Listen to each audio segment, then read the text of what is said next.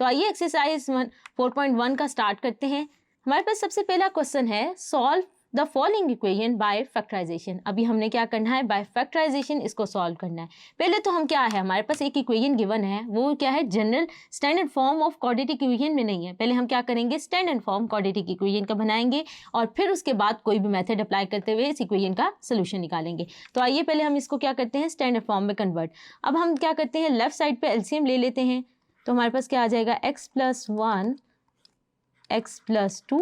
जब मैंने एलसीएम लिया तो मेरे पास क्या हो गया, यहाँ पर x+1 कैंसिल आउट हो रहा है, तो एक फैक्टर जो बचेगा x+2 वो यहाँ पे जाके क्या हो जाएगा, मल्टीप्लाई, 1 से मल्टीप्लाई हुआ तो वही आंसर आ जाएगा।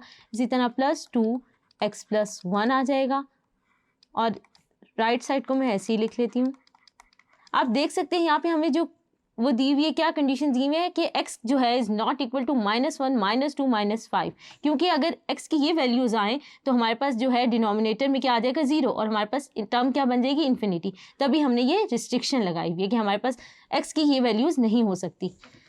तो हम क्या करते हैं, अब क्रॉस मल्टीप्लीकेशन कर लेते हैं। पहले इसको थोड़ा सिंप्लीफाई कर लेते हैं, डिनोमिनेटर को ऐसे ही लिख लेते हैं।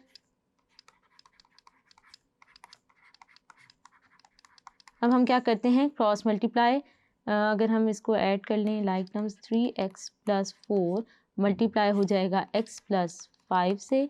इसी तरह ये मल्टीप्लाई हो जाएगा 7x+1 और x+2 से। तो हम मल्टीप्लाई कर लेते हैं दो ब्रैकेट्स को, तो क्या आ जाएगा result, 3x² + 15x + 4x + 20 equal to क्या आ जाएगा, 7 अभी बाहर रख लेते हैं, तो ये क्या आ जाएगा, x² + x + 2x + 2 ये आ गया। अब इसको मज़ीद सिंप्लीफाई कर लेते हैं, ये हमारे पास आ जाएगा 19x + 20, ये क्या आ जाएगा, 7x² + 3x + 2। तो अब लाइक टर्म्स हम इकट्ठी कर लेते हैं। तो हम क्या करते हैं, इसे स्टैंडर्ड फॉर्म में लाने के लिए हम क्या करते हैं, x² + x और फिर प्लस कांस्टेंट की टर्म में लिख लेते हैं। 7 3 क्या हो जाएगा, 21x, इधर पड़ी है 19x, इसी तरह ये क्या आ जाएगा, 14 + 14 -20 एंड -3x² = 0। तो यहाँ से अगर मैं इसे लाइक टर्म्स कंबाइन कर दूँ तो मेरे पास क्या रिजल्ट आ जाएगा, 4x², ये क्या आ जाएगा मेरे पास, प्लस माइनस प्लस 6x, या 21 - 19 हमारे पास क्या आ जाएगा, 2x आएगा, plus 2x and plus 40 - 20 is -6x। तो हमारे पास यह क्या आ गई है, -6 आएगा।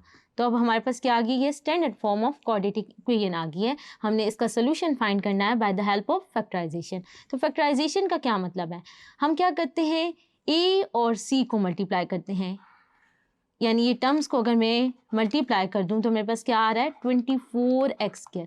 अब मैंने 24x² को ऐसे तोड़ना है कि मैं मल्टीप्लाई करूं तो मेरे पास रिजल्ट आए 24x², और ऐड या सब्ट्रैक्ट करूं तो मेरे पास ये वाली मिडल टर्म आए। हम इसे मिडल टर्म ब्रेकडाउन भी कहते हैं।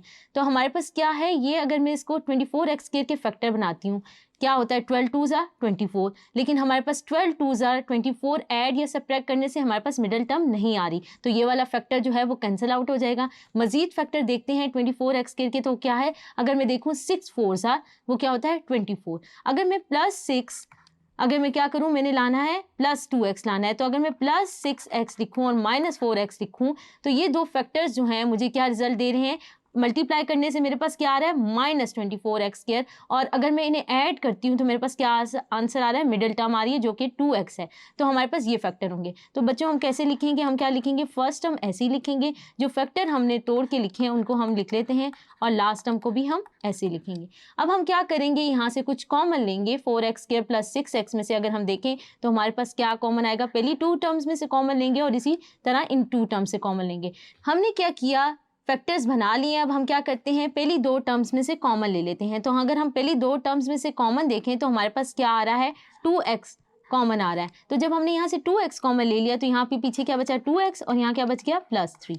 इसी तरह हम यहाँ से क्या कॉमन ले लेते हैं, -4 और -6 में से क्या कॉमन आ रहा है, -2। तो -2 कॉमन ले लेंगे तो क्या आ जाएगा, 2x + 3 = 0। जब हमने कॉमन लेना है तो हमने देखना है कि हमारे पास ये ब्रैकेट और ये ब्रैकेट सेम आनी चाहिए। अगर हमारे पास ये ब्रैकेट सेम नहीं बन रही तो इसका मतलब है हमने फैक्टराइजेशन सही नहीं की, हमने जो फैक्टर्स बनाए हैं वो ठीक नहीं बनाए। सो हमने ये कॉमन ले लिया, अब हम इसको लिख सकते हैं 2x minus 2 and 2x plus 3 equal to 0। तो यहाँ से क्या आ जाएगा हमारे पास, x इक्वल टू क्या आ जाएगा 1। इसको जब हम सॉल्व कर लेंगे तो x इक्वल टू 1 आ जाएगा और दूसरा सोल्यूशन हमारे पास आ जाएगा x माइनस 3/2। तो हमने क्या किया, by the help of factorisation quadratic equation हमने जो है गिवन इक्वेशन को सॉल्व किया। होप्स आपको ये समझ आया होगा। Thank you.